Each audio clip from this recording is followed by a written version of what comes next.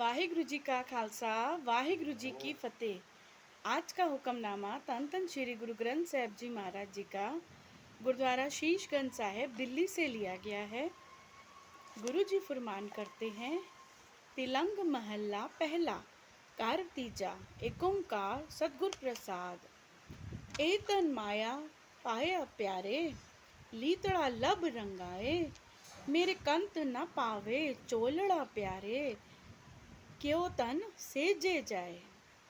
मेरे कंत न पावे चोलड़ा प्यारे, क्यों तन सहजे जाए। अंग 721। यहाँ गुरु फरमान करते हैं कि ये सारे संसार के जितने जीव हैं, मनुष्य हैं, ये सब स्त्री रूप में हैं और परमात्मा एक पति के रूप में है। जो मतलब सारे जो संसार के मनुष्य हैं वो स्त्री है और उन सब का पति परमात्मा है। तो गुरु कहते हैं कि परमात्मा को यानी पति को रिझाने के लिए हमें क्या करना चाहिए, कैसे करना चाहिए, किस तरह से मतलब कर्म करने चाहिए कि हमारा पति खुश हो। अब दुनियावी स्त्री जो होती है वो हर तरह से अपने पति को खुश करने की कोशिश करती है।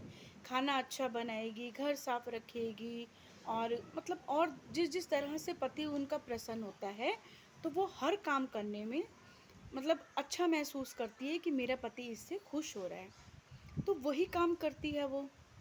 पर गुरु कहते कि जब हमारे पति को पति परमेश्वर को क्या पसंद है क्या नहीं है, इस चीज़ का हम बहुत ध्यान रखते हैं।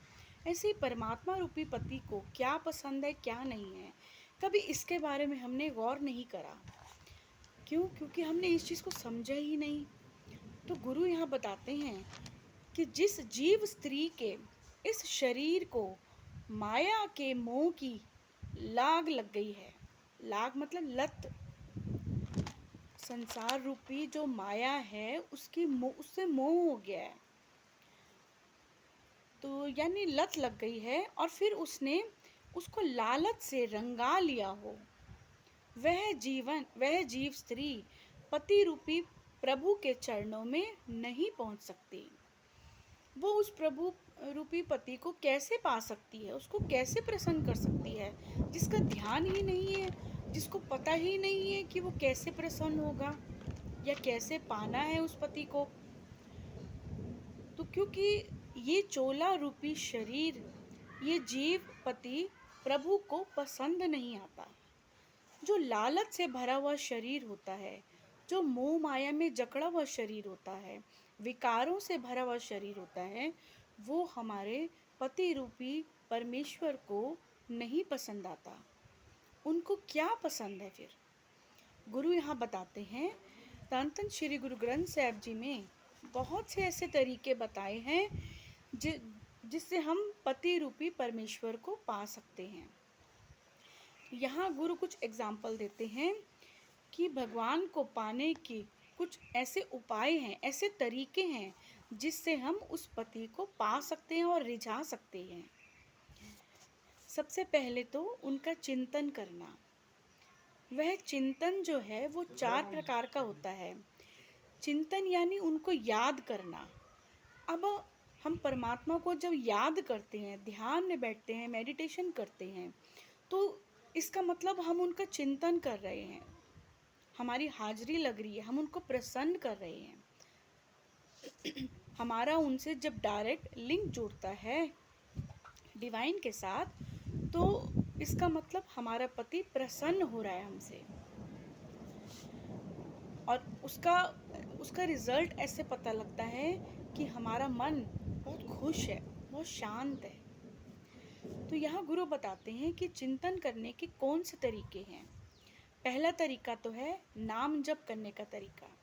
हम सिमरन करते हैं, माला करते हैं या बिना माला के भी अगर आप सिमरन करते हैं, जाप करते हैं, उस तरीके से हम अपने प्रभु को रिझा सकते हैं। उनको पसंद आता है, उनको उनका नाम जप करते हैं हम किसी भी रूप में, राम, वाहिगुरु, अल्लाह, किसी भी रूप में हम उनको जप करते हैं तो उनको बहुत पसंद आता है, खुश होते हैं वो। उनके स्वरूप का ध्यान करना, मेडिटेशन जब हम करते हैं तो उनके स्वरूप का ध्यान करते हैं, उनके गुणों का श्रवण और कथन यानी उस्तत करना और सुनना। उनके गुण जो हैं उनको गुणों को मतलब जैसे साखी सुनना, कथाएं सुनना और भगवान के किस्से सुनना, भगवान के जो लीलाएं सुनना, ये चीज़ें जब हम डिस्कस करते हैं आपस में, जब स्त्री रूपी मनुष्य आपस में जब डिस्कस करते हैं यानी सत्संग में जाना, तो जब हम सत्संग में जाते हैं तो इस चीज़ से हमें ये चीज़ समझ आती है, वहाँ पे डिस्कस होता है इस बारे में, उस प्रभु की जब उस्तत होती है, वडियाई होती है, तो वो चीज़ उनको बहुत पसंद आती है। और उनकी पूजा सेवा करना, उनकी पूजा सेवा किस तरह से करना? निष्कामता से पूजा करना या सेवा करना उनकी।